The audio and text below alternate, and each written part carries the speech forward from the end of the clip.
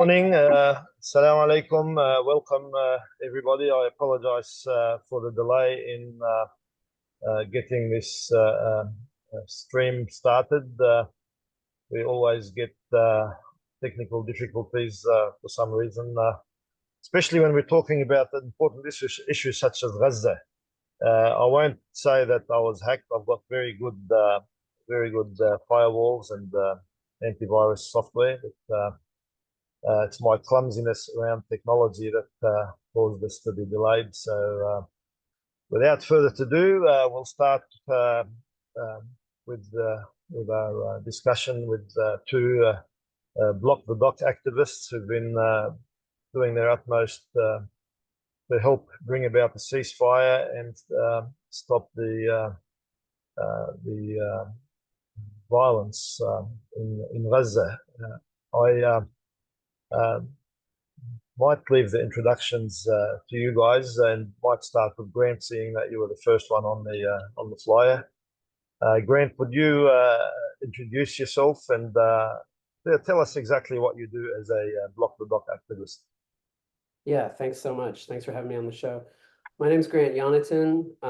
I am an artist and an activist, and I've worked with Block the Dock to oppose the colonial project of Zionism and to support the people of Palestine. That's great. And Beth, would you mind giving us a brief introduction and why you do this work? Yeah, sure. So I'm Beth Wilson. I also have been very heavily involved in Block the Dock and other activist projects. Very similar to Grant, we all share very common ideals in opposing settler colonialism in all its forms, and see the struggle as interconnected with that of First Nations people here and Indigenous populations all around the world. Grant, what does Block the Dock do exactly? We try to find direct ways to oppose the shipment of weapons, the financial support of Israel through Australia's economy. And yeah, we take material and at times symbolic actions to try to raise awareness and oppose the ongoing financial support of the Zionist entity here in Australia. What type of material action do you take?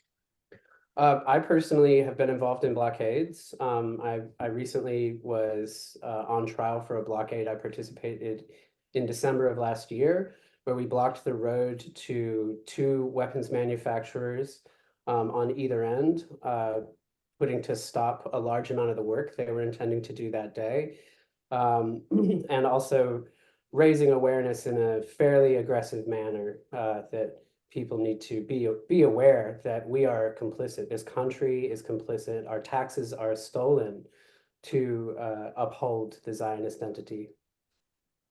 When you say aggressive manner, you don't mean violence. I've never seen a Block the Dock person instigate violence. I've seen you guys being victims of violence, but I've never seen.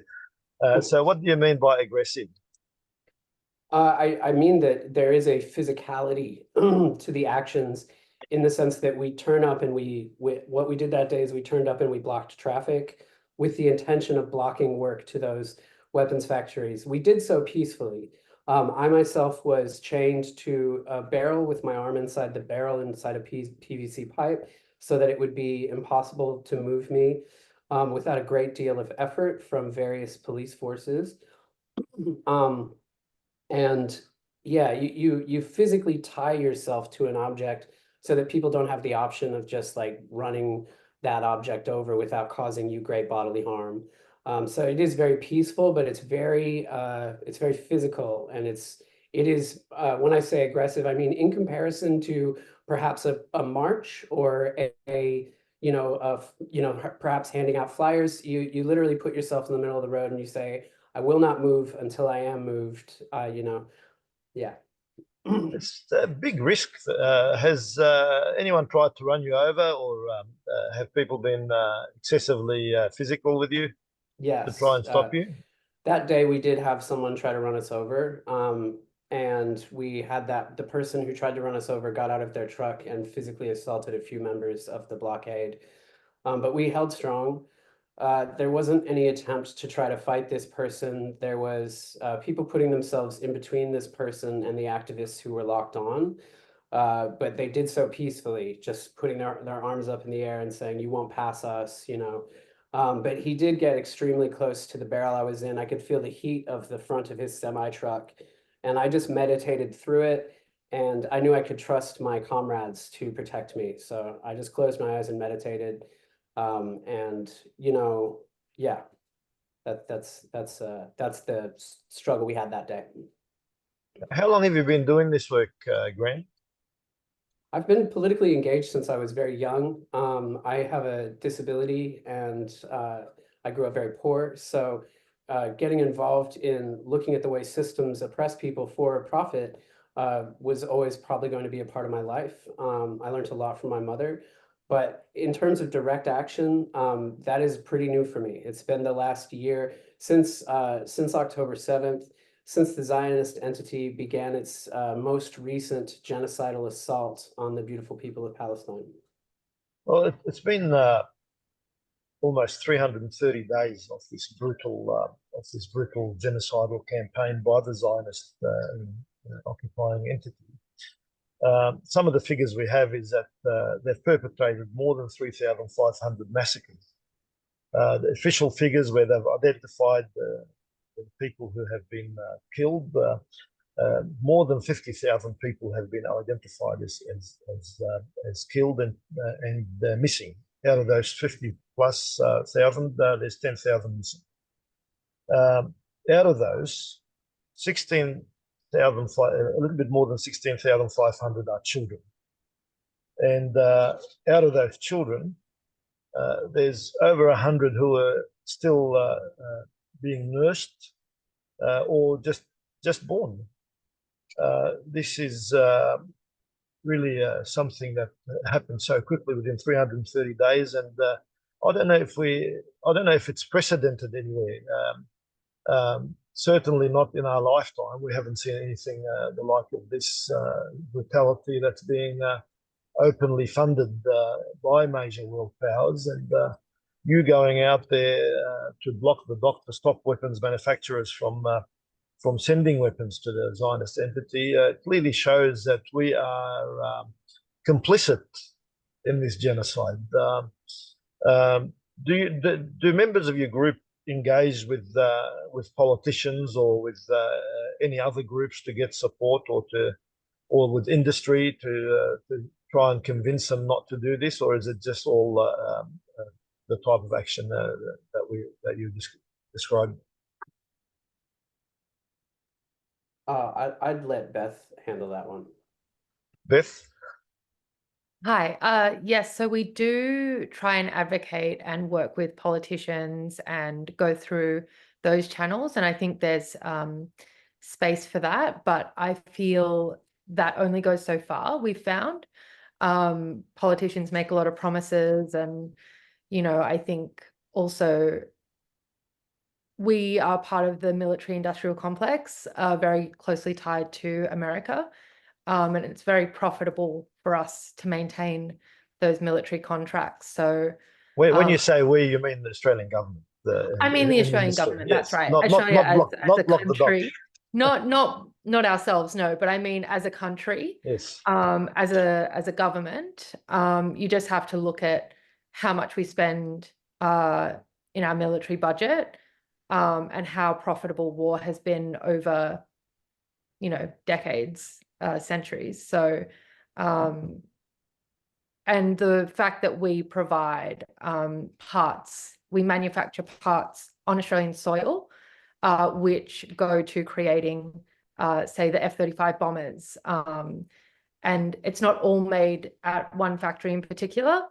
One will do a heat treatment on an item to make it functional for the F-35 bombers. One factory will make uplift actuators, which I understand to be what allows the bay doors to open on the F-35 bombers to drop drop bombs on Palestinian people. Beth, you mentioned to me before this conversation that you guys have several different levels of activists, that you have your own recruitment program for Block the Dock. You have people from all backgrounds, and you have people who are willing to take more risks than others. Would you mind giving the viewers some brief outline of this? Yeah, absolutely. So we understand that different people have different things that they can contribute to a cause that they're passionate about. And what that can look like is, for some people, they are willing to put themselves on the line and be arrested in things like Grant was talking about before. Oh, sorry, that's a clock. Sorry. So those we would consider more red roles. We use like a traffic light system to describe the roles. So the red roles would be, you know, that if you are caught by police, you're likely to be arrested. You are always given legal advice ahead of time, so you understand what charges could be brought against you, what that means, how likely they are to get off. You know, you have a phone number to a lawyer, so you always, you know, say no comment to the police.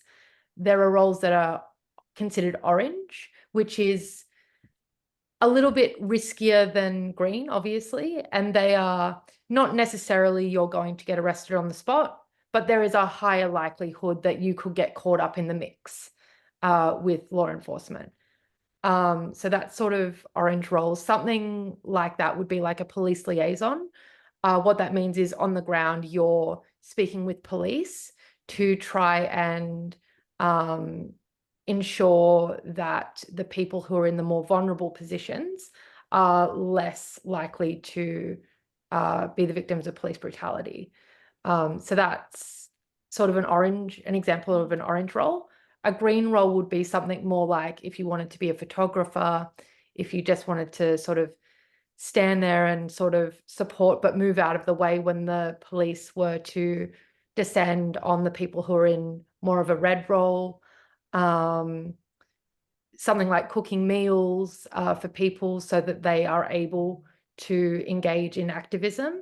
It might also be just picking someone up from the police station after the fact. That's sort of a general idea of what the traffic light system sort of refers to, and the different roles. And do people volunteer for these different roles, or Absolutely. Yep. And what about joining Block the Dock? How do people join you? It's hard to say. Obviously, it takes a lot of trust. What I would say is get involved in your local protests, get involved with your local activist groups at whatever level is comfortable and, you know, safe for you to engage in. And then just get to know people. You know, we're willing to obviously trust people, but that takes a bit of time and getting to know people. And, you know, for obvious reasons, we need to trust each other with some pretty, you know, important information. So we can't publicize everything, but if you wanted to join something that was a bit more high risk at low notice, I would just pay attention to the social media accounts. There are always call outs for, you know, when people are on the ground. So when you say high risk, you actually mean that when people get arrested, they're not able to go to work, but perhaps they could be in jail for a period of time. They have to attend to court. There's a cost. Just to address that point, Keysar, if I may, yes, when I say high risk, what I mean is not necessarily rallies, but more blockades and things of those nature. But I guess we have seen arrests, but to my knowledge, I haven't heard of any convictions amongst the people that I know. Yeah, it's the conviction is one thing, but if you're taken away and kept for a while until if bail is not posted on time, you could be you could be away from work, you could be away from family, even the minimum period that they can keep you without charge. Still, you're away from loved ones. You're under Sure, I stress. think that there is a process for them to charge you with something. But I don't know that anyone that I'm aware of has served any time beyond being picked up by the police, doing the charges, and then there may be a court date at a later point. But I don't know anyone who has, other than those two occasions, been held longer than that. So what this I really think, means for the benefit of the people watching is that you're very careful to make sure that everything that you do is within the law. But you are arrested and, in a sense, harassed for your activism. Because would you agree with that, Graham? yeah, I mean, I think we take those of us who are willing to take red roles and do riskier actions, evaluate that circumstance quite thoroughly with the help of other members of Block the Dock who are in more supportive roles to those who are taking the risk. And yeah, I mean, we live on a colonized land to begin with. The laws of this government that prevent us from, political organizing to stop an ongoing genocide by another colonial entity that is closely tied to this colonial entity, I don't respect those at all. And I'm willing to make a sacrifice to oppose those.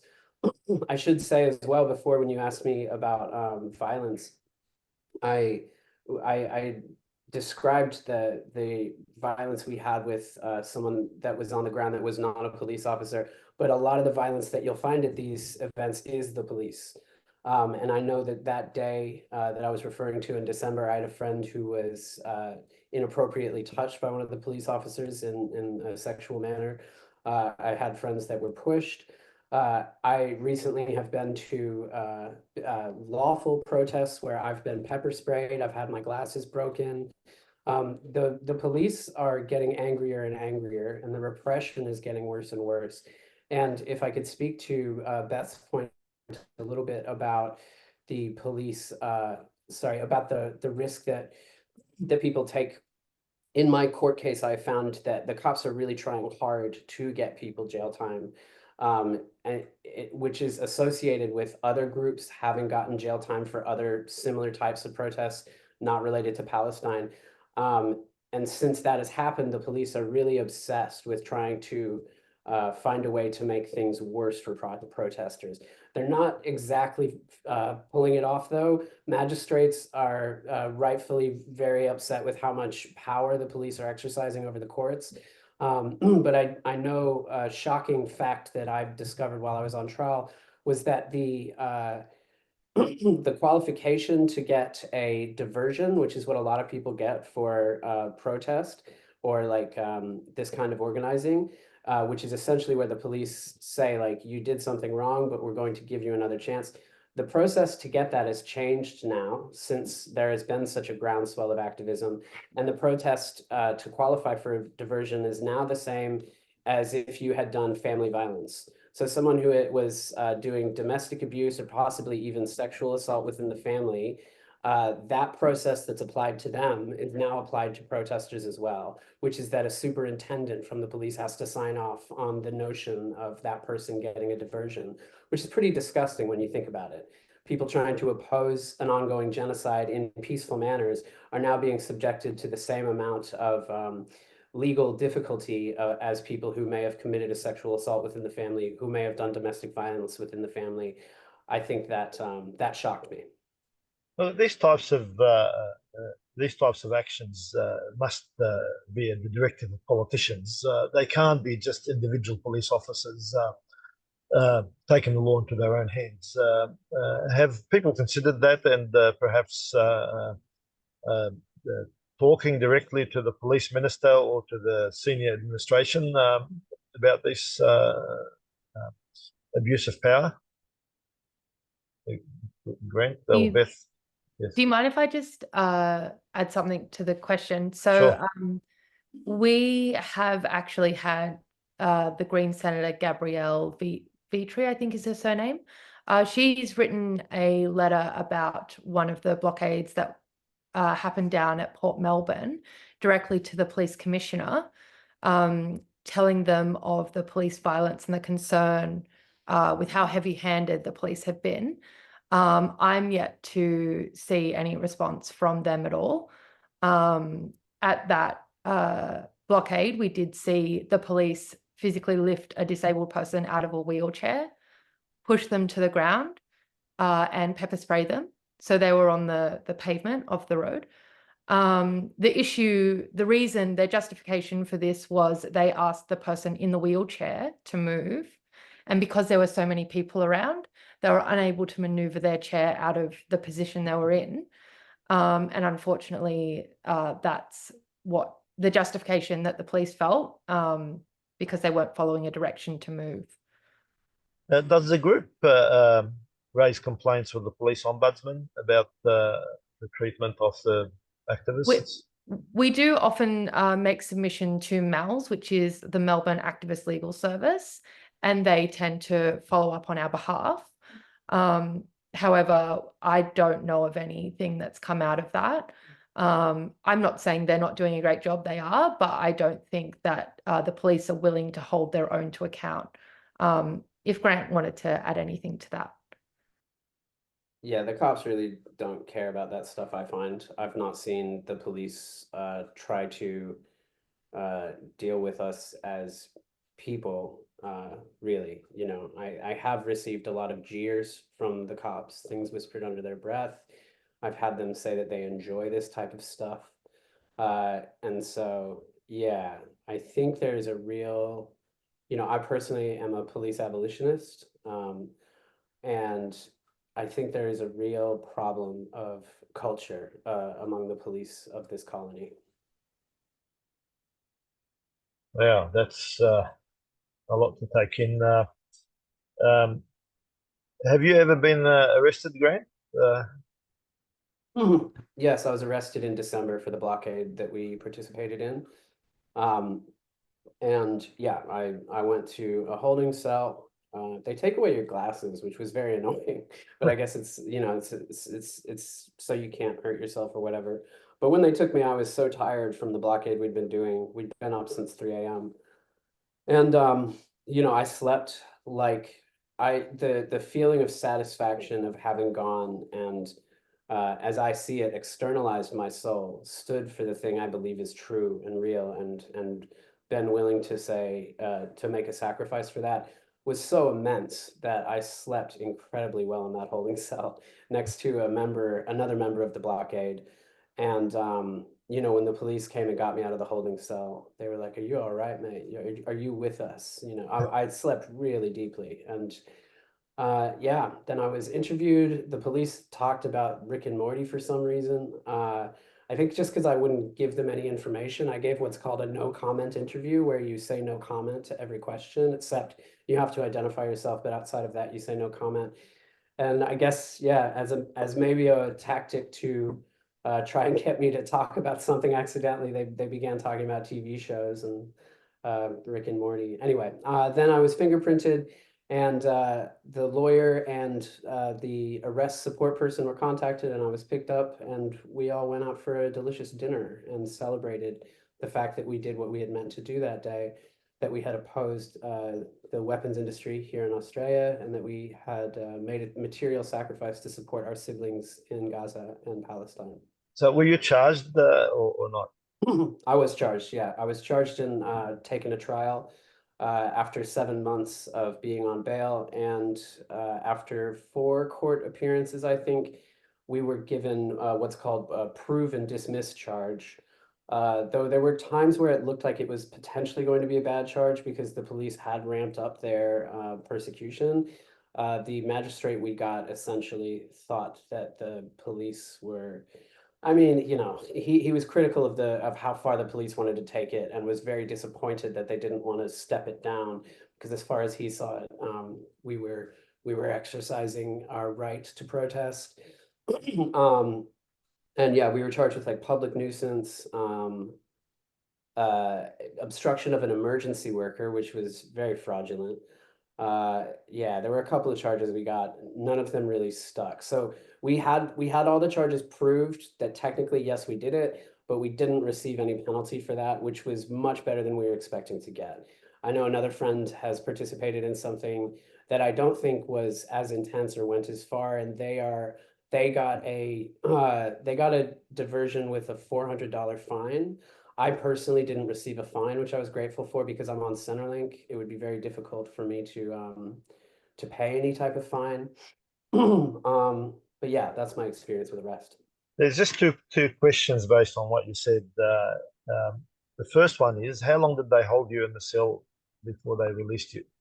I honestly am not sure. Uh, because I slept. I really slept. I know we were taken in at midday, and I think I got around to eating a meal at like 4 p.m. So I don't think they held us for heaps long. They want you to feel really uncomfortable in the paddy wagon. Yeah. They handcuffed me far too tight and left me sitting in the paddy wagon for ages. And they kind of stood outside the paddy wagon and teased me a bit, just saying like, "Oh, your mates are off to have a your mates are going home. Like, don't you feel silly?" You know, and I was like, I mean, I just don't think you understand the like where our priorities are at. This is exactly what I was intending. Obviously, if we can do an action and not be arrested, that's great. But I was fully prepared to be arrested that day, so it was really water off a duck's back. Or You mentioned to me before this conversation that you've also lost a lot of business as an aspiring artist. well, Uh, I wouldn't say a lot of business, but there is friction within the industry, and I have lost some personal ties. And yeah, I imagine that will impact the amount of money I'll make in the future. But it is of no consequence to me. I think there are some people who really subsist on the lifestyle of an artist, and it's been pretty difficult for them. Uh, but we support each other. Mutual aid networks. The commitment that I have with people like Beth, who I didn't know before Block the Dock. There is a type of family that comes out of these type of actions, where I know that if I was ever in dire need, I could ask Beth for a meal, or any kind of support I needed, and it is repaid back 100 times from my way too. I would do anything for my comrades. And so while it's just kind of painful to see people being so ignorant. That's the main thing that hurts. There's been some very old friends of mine who have drawn a line in the sand, essentially saying, it's repeating very mainstream talking points, saying that I'm a terrorist sympathizer, that I'm anti-Semitic, things like that. Meanwhile, they sympathize with the state of Israel, the false state of Israel, which is a terrorist state. I mean, it's just the kind of mental jumping jacks, or what do they say, mental gymnastics that goes yes. on is very upsetting. Beth, who funds all your legal defense? So we crowdsource the funding for that. And so we basically put it to our community and say, we're fundraising, this is the purpose for the fundraiser. And so if people do get fines, we do cover that for them. When it comes to lawyers, we actually, generally speaking, from my understanding, we've got a lot of lawyers that are willing to take it on at no cost to them, because they agree with the cause. I just want to add on to what Grant said about charges, and whether we look at Palestinian activists or other activists, what we find is police will do something called charge stacking. And what that means is they'll stack on all these charges. Some of them they know are not going to stick. It's an intimidation tactic, but they want to scare the person who they're trying to charge into not doing any more activism. And what happens is you normally find with these things that none of those stick. They'll just it's like throwing, closing your eyes and throwing darts at a dartboard and hoping something hits. But they tend not to. And normally people walk away with a fine. Now, I'm not saying that, I'm not a lawyer, that's not legal advice, but I'm just commenting on that it's an intimidation tactic we see time and time again, and that often they're throwing things out there that they know aren't going to stick because they want to intimidate activists. I'm really concerned with what Grant said before about being taunted while in the paddy wagon. Do you hear many reports of that, or was that isolated? I haven't heard anything personally, but I have seen a lot of police brutality, and I guess what I could say is they're willing to uphold, laws that a lot of people don't agree with, and in that they can, get away with things that most people would expect that they couldn't get away with or could be held accountable. An example of this in my eyes is when at these protests, what you often see is they're meant to have a body camera and their badges and ID clearly shown, and also their name. If you ask an officer for their name and their position, they are meant to legally tell you. Do they follow that to the T? They don't. We see this all the time. Sometimes they'll ignore you. You say, what's your badge number? Why is your body camera not on? And when they say, well, it's not working, and then you sort of suggest, well, are you fit for work today? Because that is a requirement. They have guidelines. They don't follow their own guidelines. And I think that's really worrisome. And that the public should be really concerned, because right now, the focus could be on anyone. It could be with the CFMEU rally. It could be Palestine protesters. This can affect anyone if there is something that you're protesting, using your right to protest, and they are not following their own rules. I think that should be really concerning. Yeah, and if I could just add to that, as Beth said, they will find a way to escalate charges as much as possible. I know of friends who have been charged with assault for getting paint on an officer's uniform. And when I say paint, I mean a small splotch. I have a friend right now who was arrested for that 8 months after the fact, while they were on their way to a rally. They are using a lot of scare tactics, and while they are in person, their violence is escalating to extremes.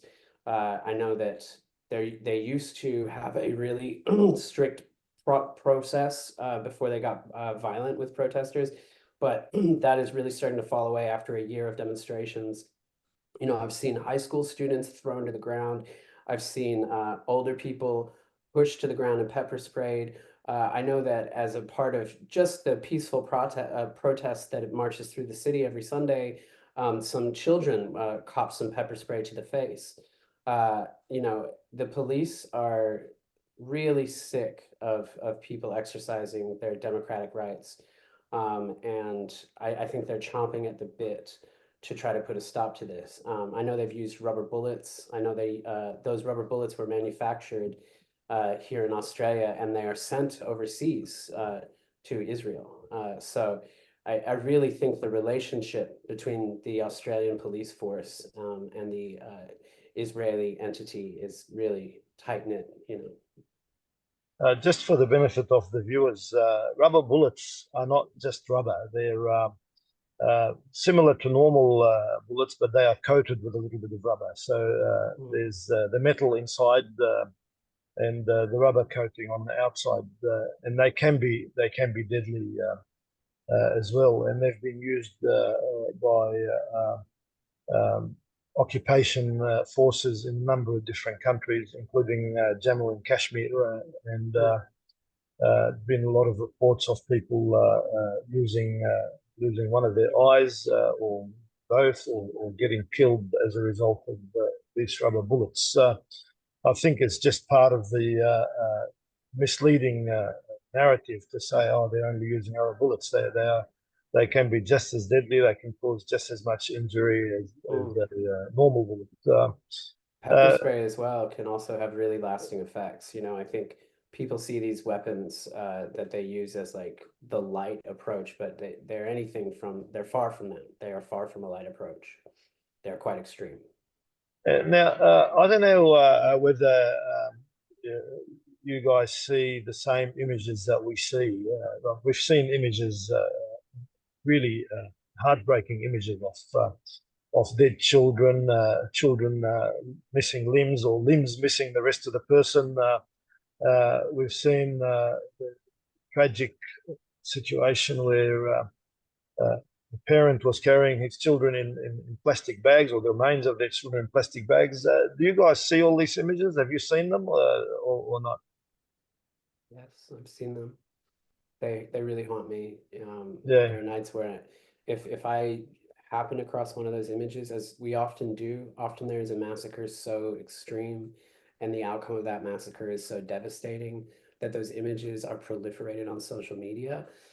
And every time I see one, you know, it's days of not really being able to close my eyes without seeing it.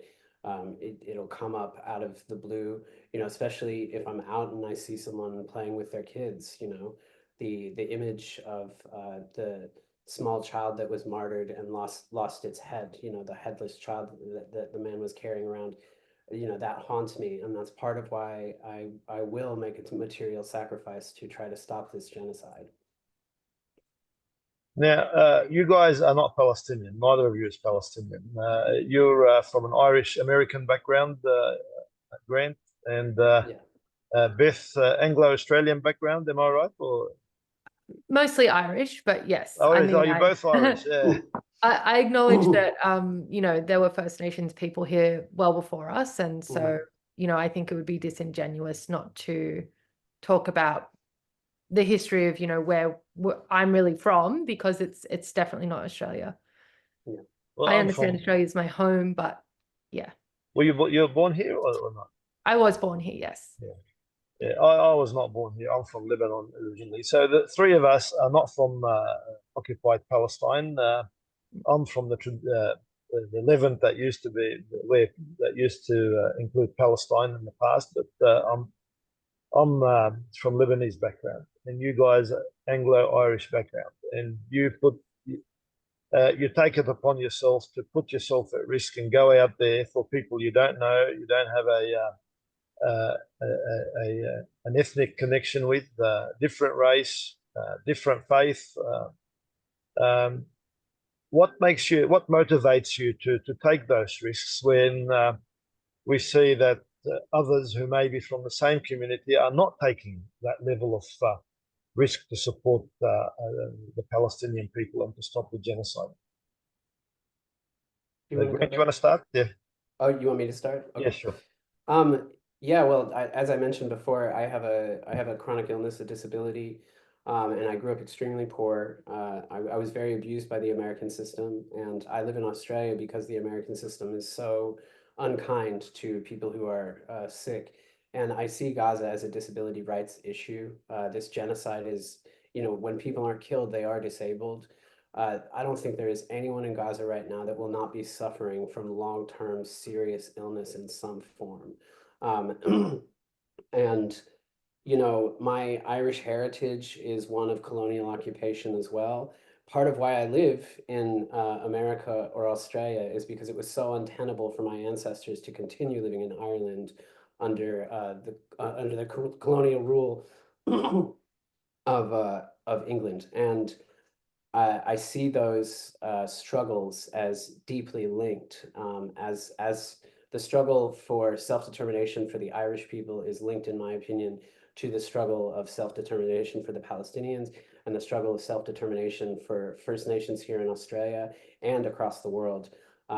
It's also true that the worst of the oppressors of the colonization of Ireland, the Black and Tan, who were the most ruthless force that abused the Irish people, were sent over to Palestine to train the Israeli. I'm not sure if it was the IDF at that time or Mossad, but they worked to train them on how to control, abuse, punish, and murder an indigenous population. So those two struggles are deeply, deeply linked. So I believe it is my heritage to do this work.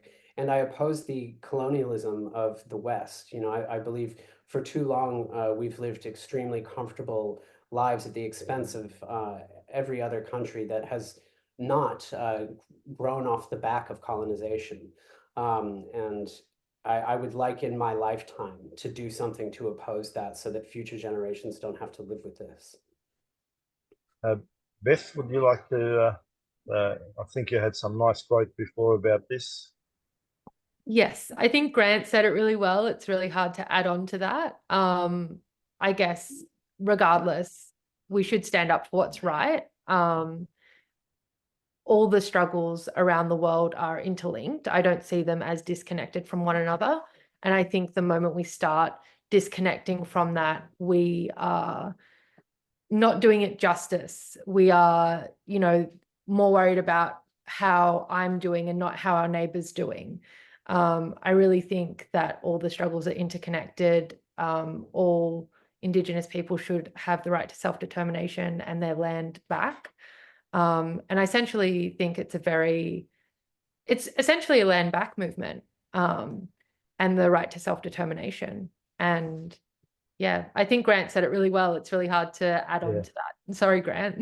That's good. It's what Grant was saying about the injury, the wounding of people, and the figures that we have on hand say that there's over 1.7 million of the people of Gaza who have now contagious diseases as a result of the displacement, the internal displacement within their country. And one of the horrific lies that Israel does is to tells people to leave their homes because they're going to blow them, as if they have a right to blow other people's homes, which they don't have.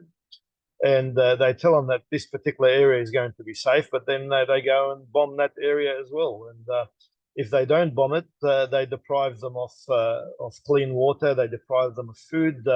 Many of the food trucks and medicine trucks that are coming through, that were coming through the Rafah crossing before October 7, stopped at the border with the food rotting.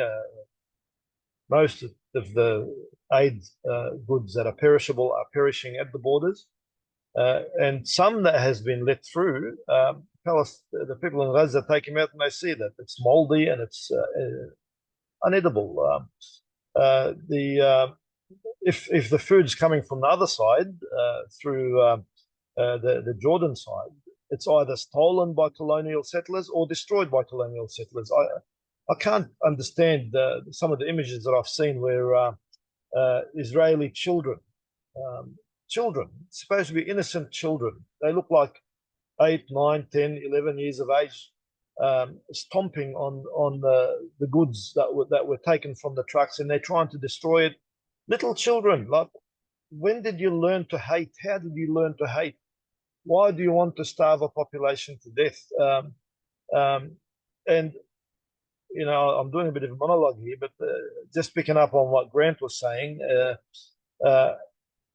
what history has seen from European colonialism is that they try to wipe out the vast majority of the indigenous population. They keep just a handful to say, look, we didn't commit a genocide. There's still some indigenous people alive. And then they write history in a manner that suits them. I don't know when we will be able to get some historians who will actually give us a correct version of European history and their colonialism in various parts of the world. Entire continents continue to suffer as a result of this European colonialism. And I'm just interested, Beth, just on that, we see some beautiful people coming out from Europe. And then on the other hand, we see these vicious predators who don't see other human beings as human. And they're quite happy to kill and destroy and rape and pillage, and then project their crimes on their victim. I don't know if you'd like to say something about this. Yeah, I think what you said is really accurate, and I would describe it as Western imperialism. We see this, it's so ever present around the world throughout history, right? So we've got it with North and South Korea, like that. There is only a North and South Korea because of Western imperialism. That's thanks to America.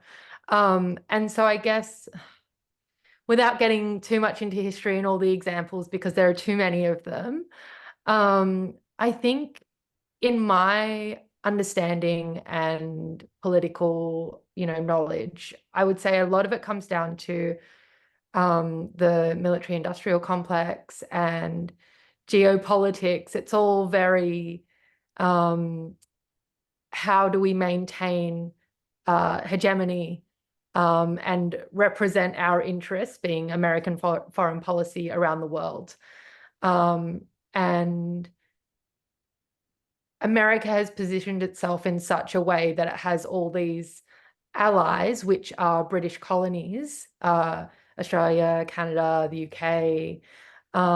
But there are obviously other entities like China and Russia who are also quite large countries with military capability, but they, I guess, don't have that same political sway on the international stage as America does at this point in time.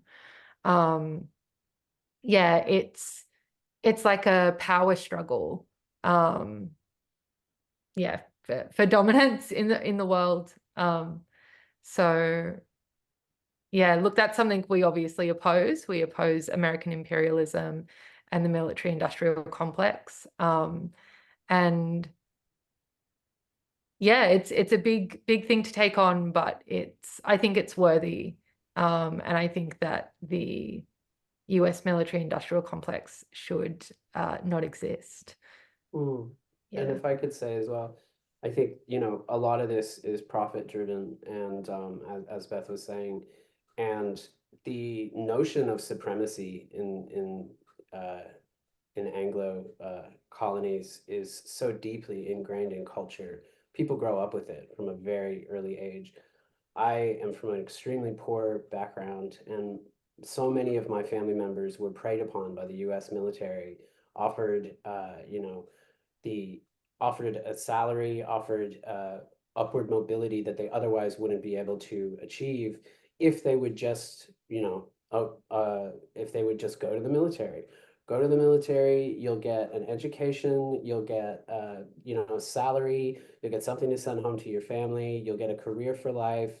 And so you see these huge, this military industrial complex exploiting the poorest of their own countries for profit too, which isn't to make a parallel between what soldiers go through and the subjects of colonial rule at all. But it is to point out that within the colonies themselves, these massive profit-driven military organizations abuse the most vulnerable they possibly can. They recruit at really poor high schools. They get people from a very young age. It's grooming. In any other context, we would call that grooming, when people speak to underage youths to try to make them amenable to a cause, to make serious personal sacrifices for a cause that they can't possibly understand yet. These are people who've grown up pledging allegiance to the flag with no notion of what the flag entails, no idea about the history of blood, of hatred that is written into that flag, stitched into that flag. And so, yeah, it's really nefarious. And I am so grateful for having woken up to how deeply I was being brainwashed from a young age. Well, I think one way to understand how this capitalist system works is when you see the millions of poor people within their own country, that if they're willing to allow their own populations to sink into deep levels of poverty, where people are living in cardboard boxes on the streets, then you can just imagine, or you don't have to imagine, what they will do to people who are not voting citizens in their own country. The figures from Iraq, by some estimates, are over 2 million killed as a result of America's fascination with the Hussein regime, and they've turned Iraq into a basket case. Now they're talking about Iran. They've allowed their allies to destroy other countries without saying a word, which Western power says anything to the Indian government about what's happening in Kashmir or what's happened inside India with the pogroms, etc. Who is taking a stand against the Myanmar military regime and what it's doing to the Rohingya people? Which Western power is trying to do anything to stop the violence in Sudan, the killings in Sudan or in other African countries? I get the impression that there's a lot of moral doublespeak from political leaders in Western countries, but that there is no, or there's not much action to back up that rhetoric. I don't know, Beth, you look like you want to say something about that. I guess what I was thinking as we were talking was just about how I don't know if people are familiar with the term, like Australia is a melting pot or other countries are a melting pot. And when I hear that, especially because of its racist history, what it's saying really is you can come here if you strip yourself of your identities. If you say, you know, you can say you're a Muslim, you're from this country or wherever, but you have to assimilate to the Australian way. And what I feel that does is stripping people of who they are, where they're from, that you're only an Australian, accepted as an Australian or a good Muslim or good Arabic person if you sort of, you know, bow to the Australian way. And I kind of also, in that conversation, think it's really important to mention proximity to privilege and what that means. And what that means is, even if you're part of a marginalized community, queer, disabled, you're a person of color, if you, within this current system that exists, if you position yourself as not a threat to that system, but enabling that system at the expense of others, then you are positioning yourself in proximity to privilege and therefore reaping some privilege while not having the same privilege as a cishet white person who's able-bodied. But it's that proximity to privilege that historically we've seen that people are willing to throw others, even of their own community, under the bus, essentially. I hope that isn't too much to say. I was just thinking about that. No, it's fine. That some in my community compare that to the house slave, where you say we sick boss, we're good boss. They have this slave mentality where the master is the master, and they will forever be their slave. Now, nobody wants to be in that situation. Nobody wants to live as a house slave. But you could imagine what happens to people to get them to the point where they are willing to give up on their own dignity. They don't get to that situation willingly. They get to that because they had faced a great deal of repression and perhaps violence and threats of violence, and so you either keep fighting or you give up. You give in. I think many of those. Hey, sorry, if I may, just to add on to what you were saying, that in this society, because our government values profit over human life and people, what you find is that people, if they were to go against the system, they could end up homeless. They could end up without healthcare. They could end up without, you know, the things that they need to survive, food. And a lot of people rightfully are scared of that. You know, that is a scary prospect. And capitalism, basically, if you don't participate, the threat is that you will, you know, not have access to those things and could possibly die. That is the reality that a lot of people are facing. We've heard about people that have died on a wait list for housing through the government. They've been called up to say, you know, you've got a place, but they're deceased. They died while waiting for public housing. Look, And that society we live in. Yeah. The system does have a way of marginalizing people, and also you've got the ever-present bullies, but in the mainstream media, they're just so quick to respond to a dog whistle. And now, luckily, luckily, a lot of people in Australia reject that approach. They reject the dog whistles, and this is where some of those extremist political aspirants have to scour the world media to find anything that they could use and jump on to marginalize minorities. It's always a minority that is blamed, or a marginalized group in society. It is very unfortunate. It makes people sometimes makes people worry about leaving their houses, makes people worry about their children when they see different sections of society turn on them. And like Grant was saying, that it affected some of his connections, affected some of some employment opportunities. There are people who cannot and will not get employed in the mainstream because they're seen as taking a political position that does not sit comfortably. I mean, the freedom of expression, the freedom of conscience, freedom of speech that we have, it has major limitations. When you become an effective advocate for an unpopular cause, you no longer have that freedom. It's taken away from you.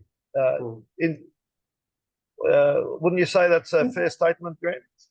I would say so. And I would say a lot of what we've been discussing for the last few minutes boils down to manufacturing consent, making the conditions of living for people who will say this is wrong. We should not be genociding an indigenous population for profit. It is entirely profit motivated. It makes the conditions of taking that stand so untenable for most people that it's unthinkable. That I think as well, people like myself and Beth and others who are willing to make personal sacrifices to try to oppose colonial rule, we often occupy subconsciously, I think, quite a threatening position for the average person who perhaps hasn't woken up from some of the brainwashing of the colony, where the fact that we're willing to oppose what people have known their whole lives as authority figures, the police, the government, that can make the average person extremely uncomfortable. And I've had some very strange, and enlightening conversations with people who regard what we've done as extreme. But to me, there's nothing extremist about trying to stop the wholesale murder of children. There's nothing extremist. I mean, the latest figures from the Lancet say that it's at least 150,000 people who have been killed by Israel, that the figures that we see going around social media, 50,000, are way too low. You couldn't drop that amount of bombs with that few amount of people being affected. So, the idea that I am making a small sacrifice to say, this is wrong. We should not be doing this. I don't support this.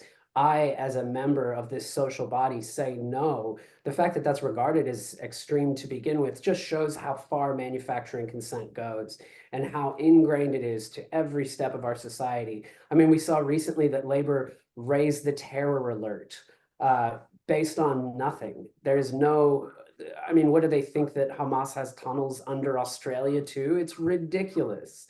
We've seen that the government has tried to take one step after the other to manufacture consent for people to hate the Palestinian people, and by extension to increase the Islamophobia within this colony, which is already extreme levels. The Islamophobia here is so rank and so extreme, and they want to re-aggravate it. They want to return to the post 9/11 era, which Israel used to its advantage, the Islamophobia that came from that time. They want to return to that so that people will just sign on for any kind of military aid to Israel, so that they'll sign on for any kind of expansion of the Western hegemony. They tried to ban the chant from the river to the sea. We know that they have been trying to prosecute our friend from Purgatory, I think the pressure of being on camera has made him slip my mind, his name. They've tried to prosecute him for saying a simple chant that thousands of other people were chanting. Yeah, it's, we see the government doing everything they can to oppress us and manufacture consent so that we'll just be asleep while they do this, and that they can just take our money, bomb an unarmed population, the majority of which are under the age of 18. And we're supposed to just wake up every day, enjoy a latte and worry about where we are climbing the ladder in our corporate jobs. It's disgusting, and I can't live with it. Do you want to add anything to that, Beth? I completely agree with what everything Grant says, as always. I guess, yeah, it's really hard to go about your life and not think about it. I don't know about everyone else, but it's sort of in the back of my mind, like, how can I be celebrating anything? How can I go, not that I have been, but I've seen other people celebrating going to the horse races and things like that. And it's such a disconnect from what's happening in the world. And that's where I feel our society as a whole, which prefers individualism, so that you worry about yourself and worry about, how can I be okay? And then at the expense of someone else, if necessary. And I think that's something, I have a very collectivist mindset where it's sort of, if I were going through that, would I want someone to stand up for me? How can I not oppose this, regardless of, like you said before, I'm not from Palestine, I'm not Palestinian, I'm not Muslim, I don't have any faith in any religion, but that doesn't mean that I shouldn't advocate for people who do. And I think that the idea that we shouldn't creates a really sick society where people will leave their neighbors out to dry if they're not like them, I guess. Only if we had more people going out there to block the dock, this genocide might be over a lot quicker. It is thanks to activists like yourself who, believe it or not, when you guys get arrested, you get media coverage. When the police when the police mistreat you, you get media coverage. And as negatively as the media tries to spin it, people can see that there are people like them of a similar background risking everything to try and save the lives of people that they don't really have anything more than a natural human connection with. And for that, I thank you both very much, and I'm very grateful to everybody at Block the Dock for the excellent work that they're doing. I will be posting the GoFundMe account details, and I hope the viewers will contribute generously. Viewers, especially members of the community, I don't blame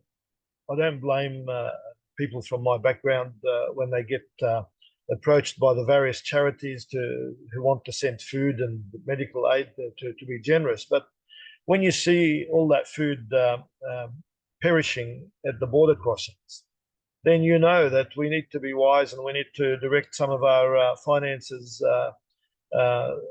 towards activities that can stop the violence, stop the genocide, stop the massacres of innocent people, activities that will bring about an immediate ceasefire and an immediate opening of all the border crossings to bring food and medical aid and to rebuild the hospitals.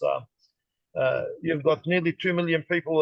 Well, you've got, if according to the Lancet Medical Journal that Grant mentioned before, the numbers are rising. That particular medical journal report is more than a month old. If you could imagine, Israel has not stopped killing people since that date. They continue. They're escalating their massacres, and some Israelis are unashamedly putting ads to sell real estate in Gaza. That's right. You have to be blind not to see it. You have to be blind not to see that the actions of 7th of October were used as an excuse that Israel has been waiting for a long time to try and displace the people of Gaza and steal their land. It is nothing short of disguised settler colonialism against an indigenous population. Can I add something to that, Keysar? I would say that on top of supporting activists here, there are a lot of mutual aid networks that are working within Gaza and like on the ground to distribute food behind the border, actually on the ground in Gaza, other Palestinians who are working to distribute food to people. And I'm sure I can organize for the Block the Doc Instagram to post some of those in their stories today. And if people would like to know more about them, to go and contribute to those mutual aid networks, that's a much more effective way than utilizing large charities. There are also mutual aid networks for families that have arrived in Australia from Palestine too. And you can support families that are trying to acclimatize and adjust to the grief, the pain, the heartache of having to leave their home here in Australia as well. And I would also say that financial support for activists is important, but if you can go and be at these actions, if you can support activists by telling them that you stand with them in some way, you don't have to get arrested. You can just be a part of the crowd. You can be there showing support. I've always found that much more effective personally for me. Yeah, the money can be important, absolutely, but the solidarity among the people who oppose this disgusting genocide and who oppose settler colonialism in general is the really important component, because we can find ways to exist with each other, so that connection, I think, is really deeply important.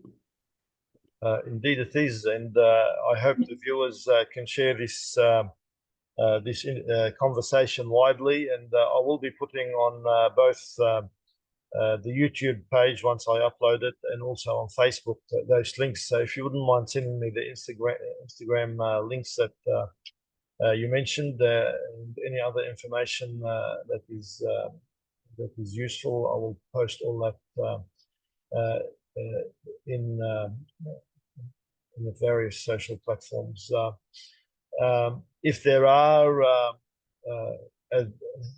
advertorial type of appeals for funding, I could also share those.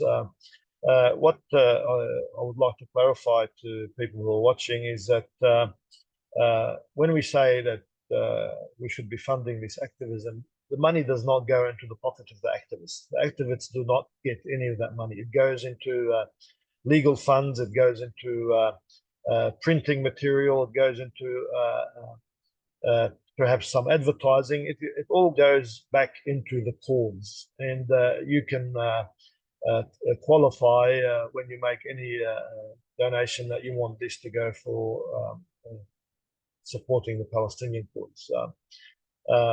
So I'd like to thank you again both very much. This has been a very informative conversation, and it's a pity that we had to meet under the circumstances of war and violence and a genocide, 21st century genocide perpetrated by one of the most powerful military nations on earth, being funded by the most powerful military nations on earth.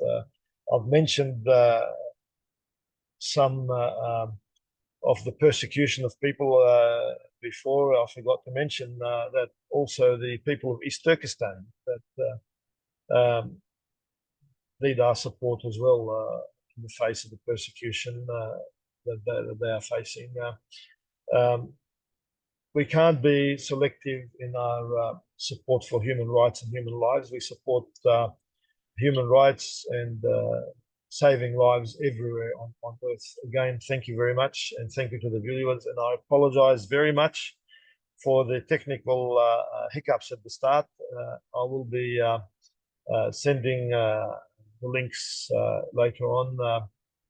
This program is being recorded on Zoom, so I'll have a very clean copy on WhatsApp very soon, inshallah, to give to everybody. Thank you again, and I look forward to future conversations.